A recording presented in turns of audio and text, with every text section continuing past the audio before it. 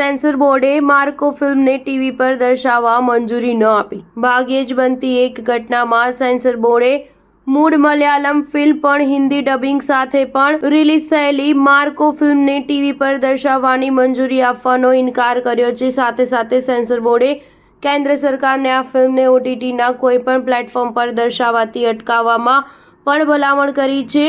Unni મુકુંદનની film હિન્દીમાં પણ ડબ કરાઈ હતી અને મારધાડના દ્રશ્યના કારણે તે ઉત્તર ભારત તથા મધ્ય ભારતના હિન્દી બેલ્ટના થિયેટરોમાં પણ હિટ ગઈ હતી। સેન્સરના જણાવ્યા અનુસાર આ ફિલ્મમાં વધુ પડતી હિંસા છે, તે પરિવાર સાથે બેસીને તથા ખાસ કરીને બાળકો સાથે બેસીને જોઈ શકાય તેવી નથી। આ ફિલ્મ થિયેટરમાં આવી ત્યારે પણ હિંસક દ્રશ્યોને કારણે તેણે એ સર્ટિફિકેટ અપાયું હતું, પરંતુ કોઈ ટીવી ચેનલ કે OTT પ્લેટફોર્મ પર તે ઉપલબ્ધ હોય તો ઘરના બાળકો પણ આ ફિલ્મ જોઈ શકે છે, જે હિતાવહ નથી। ફિલ્મ ઓલરેડી એક OTT પ્લેટફોર્મ પર રિલીઝ થઈ ચૂકી છે। સેન્સર બોર્ડના કેરળના રિજિયોનલ ઓફિસર નદીમ તુફાલીએ કન્ફર્મ કર્યું હતું કે આ ફિલ્મના ટીવી રાઇટ્સ વેચાતા અટકાવાયા છે। સ્ટાર ન્યૂઝ 7 હંમેશા સચ્ચાઈની સાથે।